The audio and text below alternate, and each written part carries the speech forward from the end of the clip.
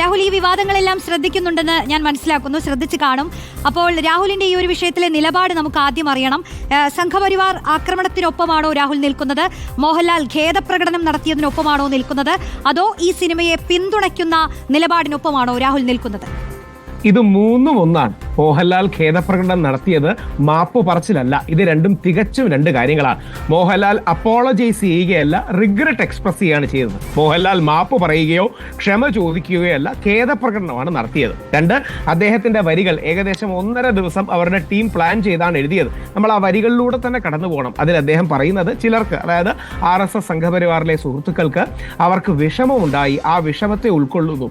ശ്രദ്ധിക്കുക, പൃഥ്വിരാജിനെ തെള്ളിപ്പറഞ്ഞില്ല, ഏതെങ്കിലും എമ്പുരാനിലെ രംഗത്തെ തെള്ളിപ്പറഞ്ഞില്ല. പകരം ഇതിലെ ചില പ്രമേയങ്ങൾ കടന്നുകൂടിയിട്ടുണ്ട്. അതിന് തനിക്ക് ഉത്തരവാദിത്വമില്ല, താൻ അറിഞ്ഞില്ല എന്നല്ല, താനടക്കം എല്ലാവർക്കും ഇതിൽ ഉത്തരവാദിത്വമുണ്ട്. അതോടൊപ്പം ഞാൻ ആരെങ്കിലും കട്ട് ചെയ്യാൻ പറഞ്ഞു എന്നല്ല പറഞ്ഞത്.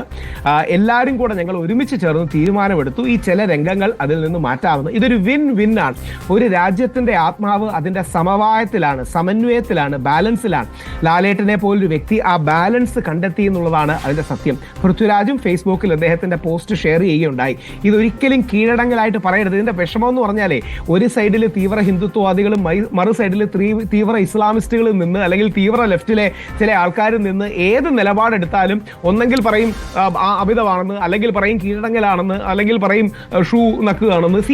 ഈ ആംഗിൾ പറയുന്നതിൽ യാതൊരു അർത്ഥവുമില്ല.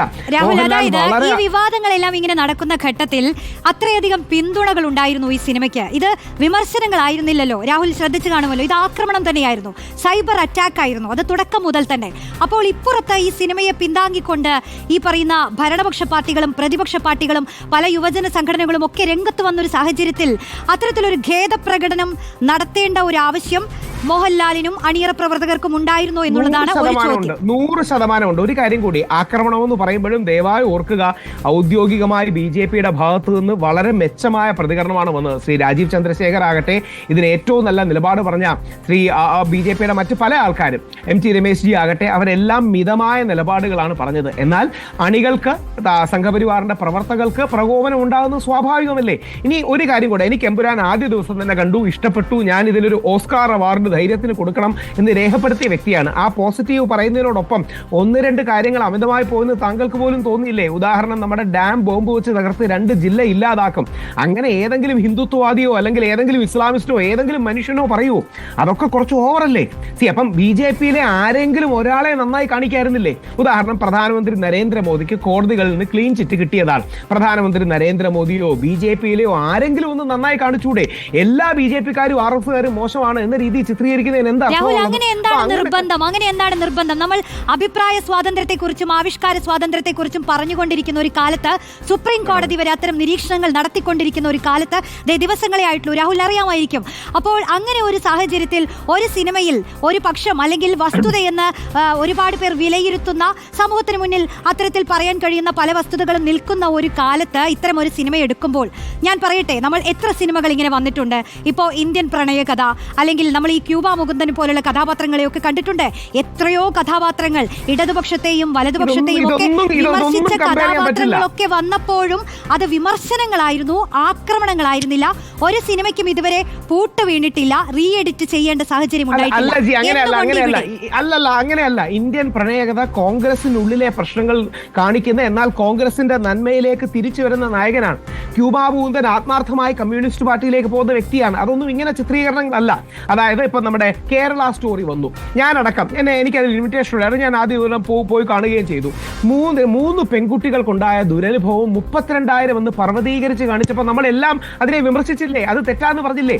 3 പേർക്കുണ്ടായി എന്നുള്ളത് സത്യം. എന്നാൽ 32,000 എന്ന് പറയുന്ന ഒരു വലിയ കള്ളം, ബിഗ് ലൈ എന്ന് പറയുന്ന സാധനമാണ്. അപ്പൊ ഇതേപോലെ ഒരു ബാലൻസ് ഇതിൽ മെയിൻറ്റെയിൻ ചെയ്യണ്ടേ? ആ ബാലൻസ് എന്ന് പറഞ്ഞാൽ BJPയിലെ എല്ലാ ആൾക്കാരെയും മോശമാണ് എന്ന് ചിത്രീകരിച്ച BJPക്കാർക്കും RSകാർക്കും കൊള്ളില്ലേ? അവർ പ്രതികരിക്കില്ലേ? അപ്പൊ അവിടെയാണ് ഞാൻ പറഞ്ഞത്, നരേന്ദ്രമോദിജിയെ കോടതികൾ, ഇപ്പൊ നരേന്ദ്രമോദിജിയെയും ഇതിൽ വിമർശിച്ചിട്ടില്ല, എമ്പുരാനിൽ വിമർശിച്ചിട്ടില്ല.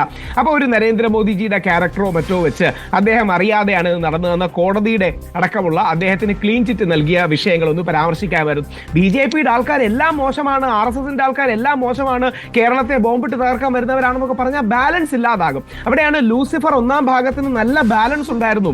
സ്റ്റീഫൻ നെടുമ്പള്ളി കോൺഗ്രസിനുകാരനായിരിക്കുമ്പോൾ തന്നെ എല്ലാ പാർട്ടികളോടും ചേർന്ന് പോകുന്ന വ്യക്തിയായിരുന്നു. പക്ഷെ രണ്ടാമത് എമ്പുരാൻ വന്നപ്പോ തീവ്ര ഇടതിലേക്ക് പോകുന്നൊരു ചിത്രീകരണമായി, ഈ ഓവർ ലെഫ്റ്റിലേക്ക് പോകുന്നൊരു ചിത്രീകരണമായി. വലതുപക്ഷത്തോ തീവ്ര വലതുപക്ഷത്തോ നിൽക്കുന്നത് മനുഷ്യരൊക്കെ തന്നെയല്ലേ. ഇപ്പം സുരേന്ദ്രൻജിയാണ് കാണിച്ചിരിക്കുന്ന നമ്മുടെ സജനചന്ദ്രൻ, അല്ലെങ്കിൽ നമ്മുടെ സുരാജ് വെഞ്ഞാറോട് സുരാജ് ഏട്ടൻ ചെയ്ത ക്യാരക്ടർ. അപ്പൊ അതില് സുരാജ് ഏട്ടനും മണിക്കുട്ടനും കൂടെ അണ്ണ എന്നൊക്കെ ചേർത്ത് പറയുന്ന ഒരു പ്രയോഗവും കാര്യങ്ങളും ഉണ്ട്.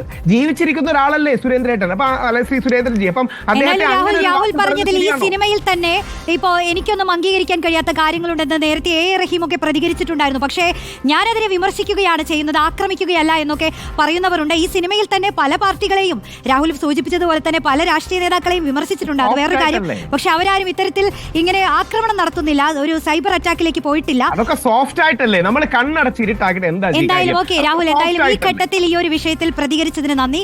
എന്തായാലും രാഹുലിന്റെ നിലപാടാണ് വ്യക്തമാക്കിയത്. ഇത് മോഹൻലാൽ ഒരു മാപ്പ് പറയലല്ല നടത്തിയത്. അദ്ദേഹം വിശദീകരിച്ച കാര്യങ്ങളെ ഒന്നുകൂടി ഇടകീറി പരിശോധിക്കേണ്ടതുണ്ട് എന്ന് തന്നെയാണ് രാഹുൽ ഈശ്വർ പറഞ്ഞു വെച്ചത്.